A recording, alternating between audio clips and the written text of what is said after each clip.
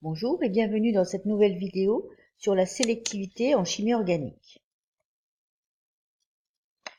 On constate qu'en chimie organique, de nombreuses molécules qu'on utilise sont polyfonctionnelles, c'est-à-dire qu'elles possèdent plusieurs groupes caractéristiques. Donc voilà un exemple, l'aspirine qui contient un groupe acide carboxylique et un groupe ester. Alors on peut aussi regarder le paracétamol qui contient un groupe hydroxyle, et en l'occurrence ça c'est un groupe phénol, et ici un groupe amide. Alors que se passe-t-il? Si on a plusieurs groupes caractéristiques, on aura plusieurs réactions possibles. Alors il faudra donc gérer, maîtriser les réactions que l'on veut obtenir.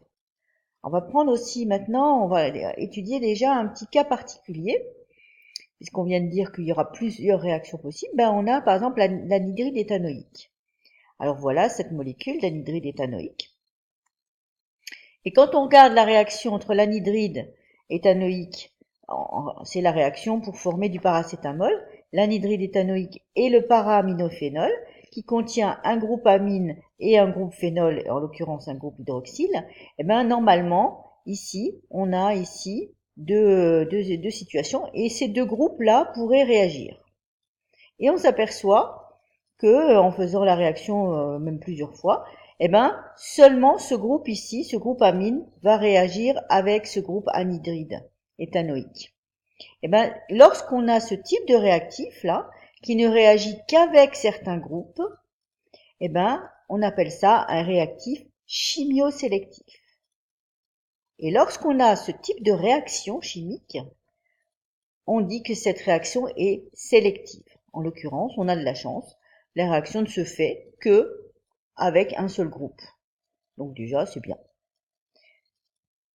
Maintenant, si ce n'est pas le cas, alors on va regarder maintenant un peu les acides alpha-aminés. On les a vus en début d'année. Je vais vous rappeler un peu ce que c'est. Un acide alpha-aminé, il contient un groupe ici carboxyle et un groupe amine ici, avec généralement un radical, peu importe.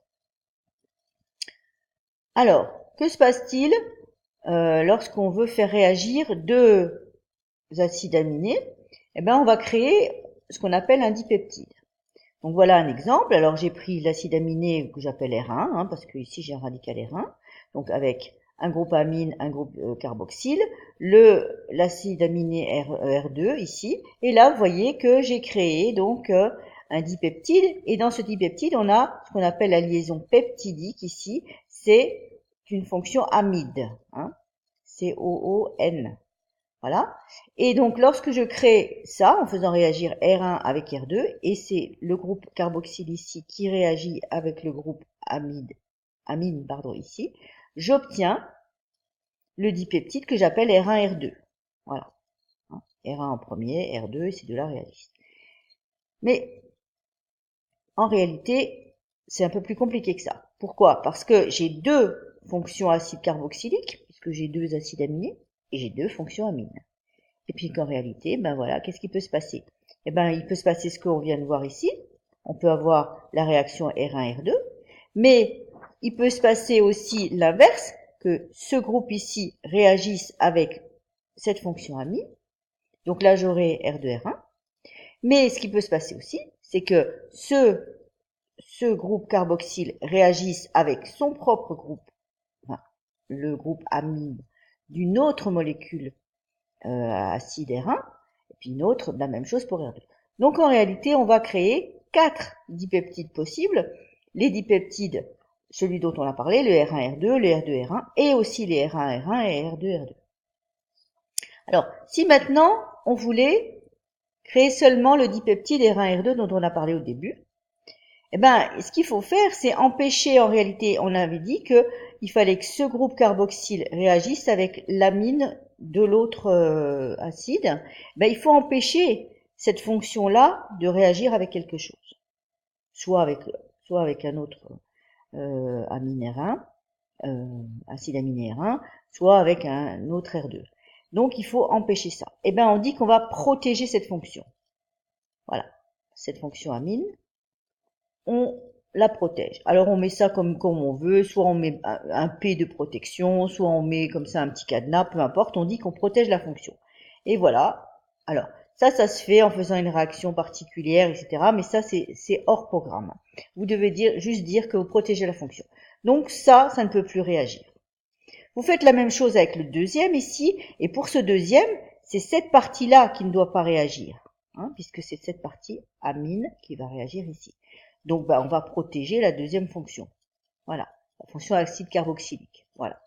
Et vous voyez, je les mets en flou comme ça parce que c'est protégé. Et ensuite, pardon, on fait réagir ici l'acide aminé R1, où on a protégé cette fonction, et celui-ci. Et donc, évidemment, comme on a protégé ces deux fonctions, forcément, c'est les deux autres qui vont réagir. Voilà ce qui se passe. Donc, ici, ça ne peut plus réagir. Ici, ça ne peut plus réagir. Donc, c'est forcément ces deux-là qui vont réagir. Et on va donc, évidemment, créer donc le dipeptide R1-R2. Alors, on n'a pas fini. Parce qu'ici, on a encore ces fonctions qui sont bloquées. Et en l'occurrence, elles ont réagi avec d'autres substances. Donc, il faut ensuite encore, il faut le dire, hein, c'est assez facile, vous dites que vous déprotégez les fonctions. Donc voilà, vous mettez un cadenas, vous mettez déprotéger. On déprotège, donc déprotection de la fonction amine, déprotection de la fonction acide carboxylique. Et on obtient le dipeptide qu'on voulait, qui était bien R1, R2. Alors, que faut-il retenir? C'est assez simple, hein. En chimie organique, il faut savoir qu'il y a des molécules polyfonctionnelles, c'est-à-dire qu'elles sont porteuses de plusieurs groupes caractéristiques. Et lorsqu'on veut qu'une réaction réagisse, il faut s'assurer qu'elle ne soit pas parasitée par des réactions indésirables. Donc là, on a deux solutions. Soit on a des réactifs chimeux sélectifs, et donc là, la réaction se fait avec le bon groupe fonctionnel. Ou alors, si on n'a pas ça, il faut faire des protections de fonction qui consistent à bloquer un ou plusieurs groupes fonctionnels afin qu'ils ne puissent pas réagir, au moins le temps de la réaction de synthèse. Merci de votre attention et n'oubliez pas d'aller remplir le formulaire. À bientôt.